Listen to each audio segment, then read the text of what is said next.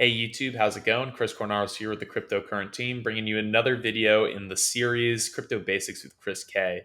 Currently in the series, we are continuing to break down a CNN article that looked to answer 11 of the most commonly asked questions in cryptocurrency.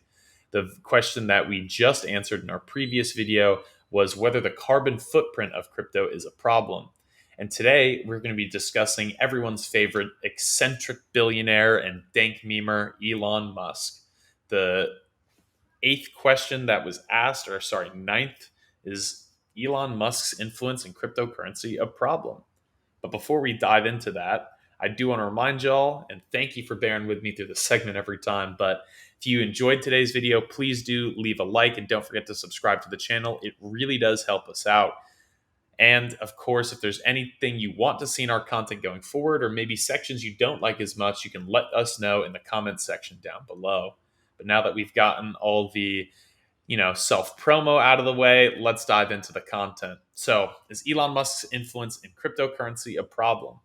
Up first, we have Meltem Demiror.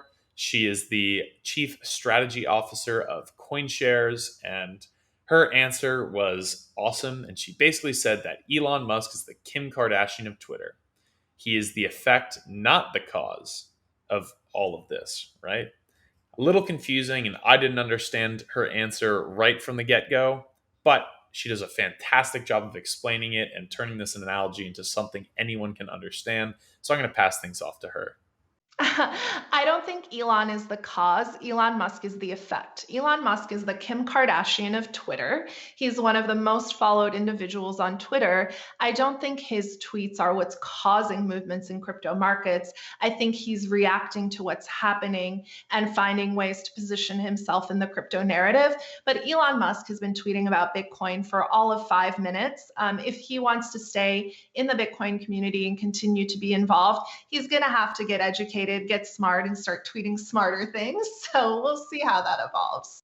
Well, I hope y'all found that entertaining, but also informative, because I thought it really was a great answer and an analogy. Up next, we have Peter Schiff. He is the founder of Schiff Gold, and he says that Elon Musk's influence, in essence, undermines the use case for Bitcoin. And I thought this is a really interesting answer, right? Similar to some of the other contributors on this article, Peter Schiff is one of the more skeptical people who hasn't fully bought into crypto as a whole. And I actually tend to agree with him here. I think that he makes a very valid point, which is that, the whole point of Bitcoin and crypto as a whole is to decentralize a large portion of the economy and to more democratize finances.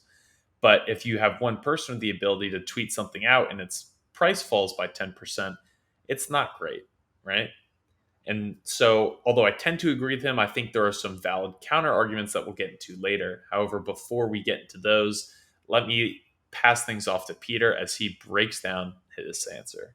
I would not want to put any kind of real money into some cryptocurrency knowing that Elon Musk could just tweet out something negative and it could drop 5-10% the next day. I mean, now traders may like that volatility. Hey, I'm going to wait for a negative Elon Musk tweet, and when Bitcoin goes down, I'm going to buy that and I'm going to sell the bounce and wait for his next negative tweet or stuff like that. I mean, people who want volatility, right? They may like all that, but it undermines the very use case for Bitcoin, that it's somehow a digital gold, a store of value. It's not. All right. I hope you enjoyed that. And then finally, we are going to have the counterpoint to Peter Schiff's argument from David Yermak, professor at NYU Stern School of Business. And he says, in the most beautiful, simple terms of them all, is that this happens in the stock market as well. I don't know if it's a problem or not. You see the same thing in the stock market, that a single Elon Musk tweet can move the stock of Tesla in the same way that it can move Dogecoin. And as a financial economist, I can point to decades of research that shows there's more volatility in markets than there should be. That the underlying fundamentals of companies are not nearly as risky as the volatility of their stocks.